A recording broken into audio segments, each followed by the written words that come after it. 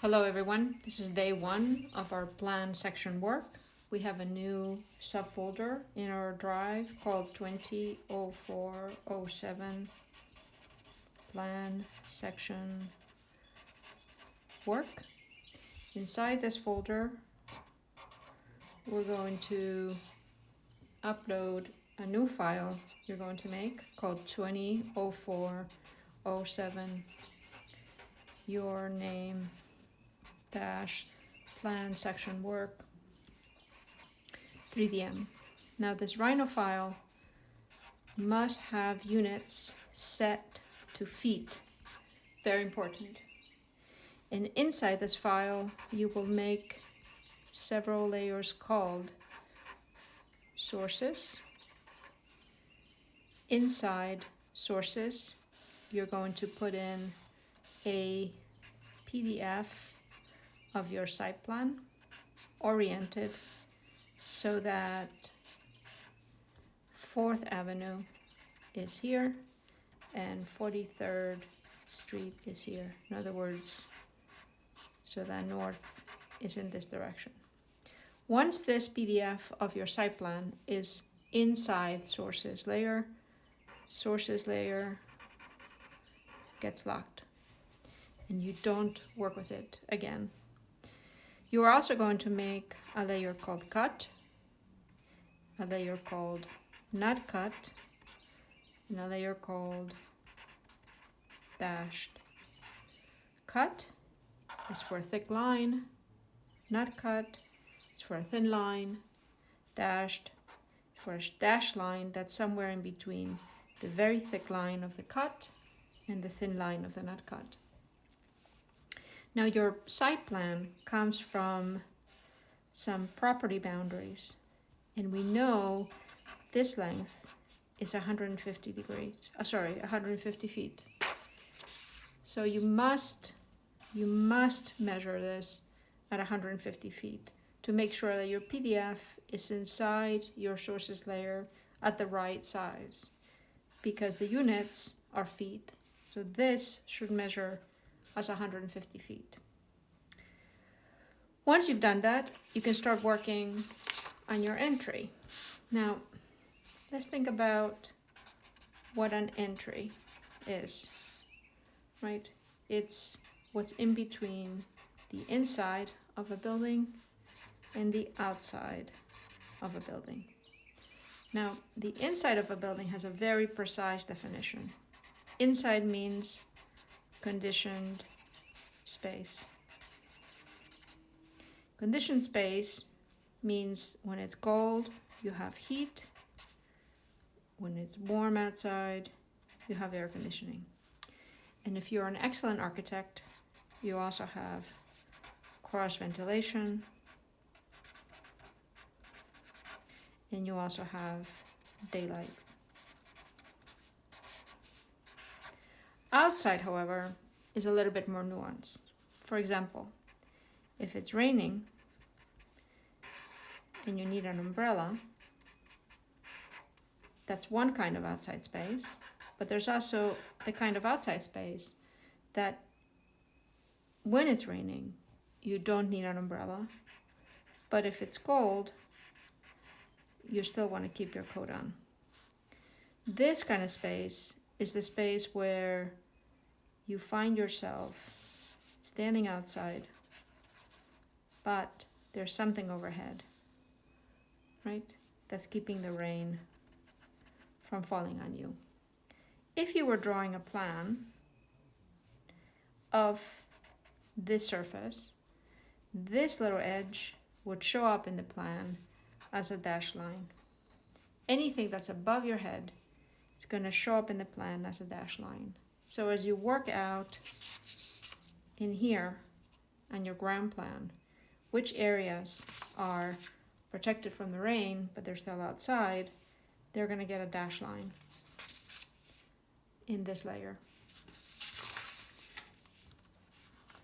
Now, in a school, because we're not just doing an entry, right? We're doing an entry in a school building. And there are two basic concerns about the specific building that we're working with. One has to do with volume of circulation. Lots of people coming in and out. And the other one has to do with security.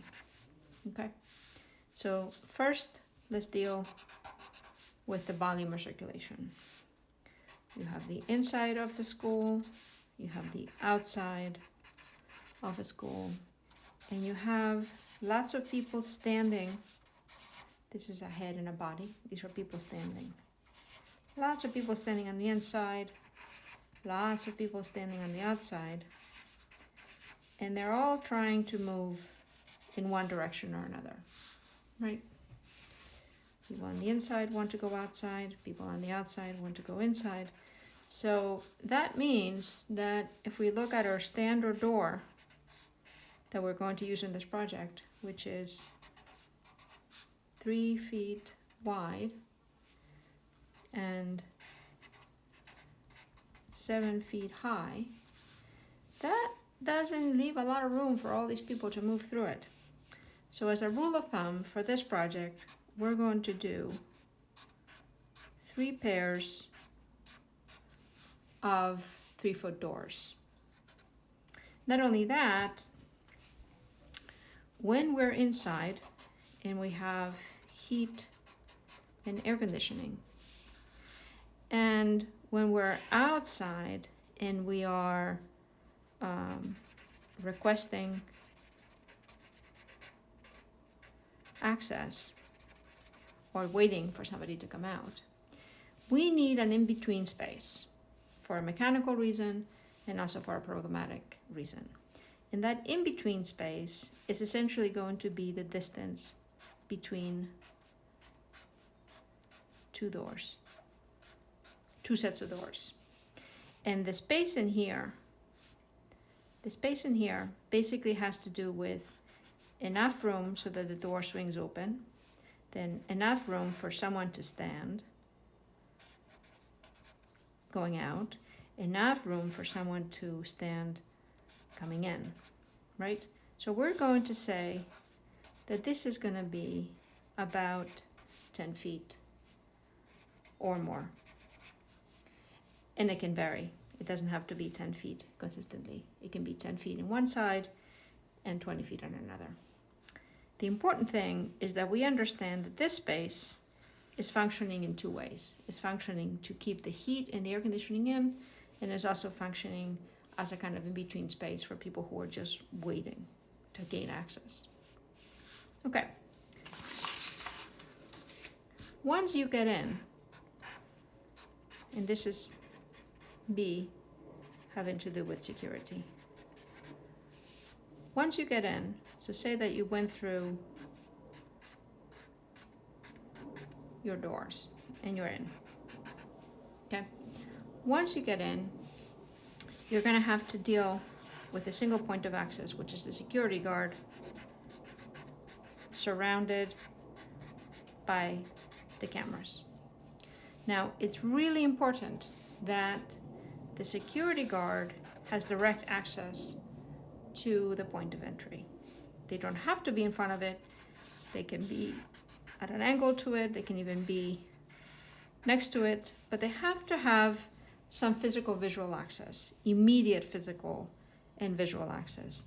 The administration part of the program doesn't have to be next to it. In fact, it has a deeper connection to all the learning spaces of the building. The security guard is connecting with the administration via the phone, right? Sometimes video, and is connecting with the rest of the school with all these monitors, which, by the way, need furniture. So wherever the security guard is, chances are that a counter is needed to hold all those monitors, right? Or it's possible that you decide to make something that's freestanding.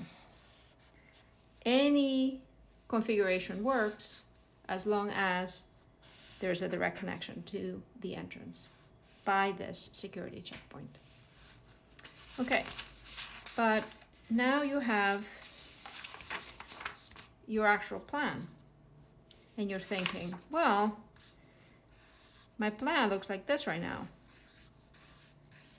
So how in the world am I going to get all of that to happen with just a random set of lines? 5 steps. Okay. The first step is going to be, where is inside, outside? And I don't want you to do this for the entire building. I just want you to do it for one place. One place where you can say, yes, this is outside. And yes, this is inside. Okay? And then you're going to drop doors in. We already know what the dimensions are, so just drop them in. Just one set to begin with. Okay? Then the next thing you're going to do, I'm going to put some more lines here. Give me some room to play. The next thing you're going to do is you're going to find inside and outside surfaces. I don't want you to start dropping in walls. I want you to use the geometry that you have to try to find inside and outside surfaces. So for example, I might find that surface, and I might find this surface, right? And I might find that surface, and I might find this surface, and I might find this surface, and that surface, and that surface, right? So this doesn't give me much to go on as far as walls. I got one tiny little wall, but everything else I'm gonna have to make up. Now this one closes pretty easily into a wall, right? But this one is so thick. Don't be afraid of having these thick walls that result out of finding inside and outside surfaces. Because once the building starts to get developed, we can do all sorts of magic in these thick walls. We can occupy the interior with shelves of books. It can be a nice sitting area. It can be all kinds of things in here. This can be used in many different ways. So don't be afraid to make this thick boundary into a wall. Still though, how am I going to make a second layer of these doors when all I have are these squiggly things, right? It may be that this is okay as far as a wall, so I'm gonna close it up, but then this is too thick, right? So I might have to invent a kind of architecture in here, right? That allows me to then make the second set of doors.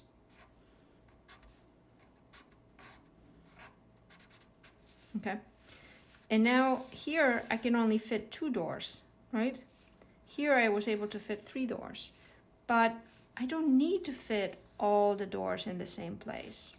I could, for example, have a sort of geometry that allows one door to be fit here, and then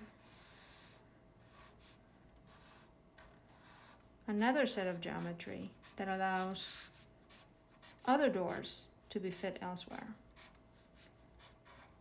As long as this is within one enclosed space. Okay? Where these doors are located for the entry can vary a little bit. The reason why this is okay is because the entry actually has 2 purposes. The first purpose is circulation. The second purpose, though, is waiting. Because at 8 a.m., students start coming in. But they don't actually get to the classroom until 8:30 a.m. Then at 3 p.m., students start to leave. But some may be in the building as late as 3:30 p.m. Not to mention all the people that are coming in and out. So this waiting part of the entry space could actually then become some inhabited spaces. You know, maybe there's a sitting area. Maybe there's a set of bookcases. Maybe there's a TV where public service announcements are played, right? There are all kinds of activities that could happen in the space, and that's why you can take advantage of your various inside and outside surfaces, because later these can actually become used for various activities inside that room. The lines that you make to actually make the entryway, you can put those in the cut layer. These lines eventually are going to be thin lines, but for now, don't worry about it and just put them all there, okay? Then these lines that show the various furnitures that you might put into this circulation and waiting space, these are going to be in the not cut. Write this again, not cut layer, okay? Have fun.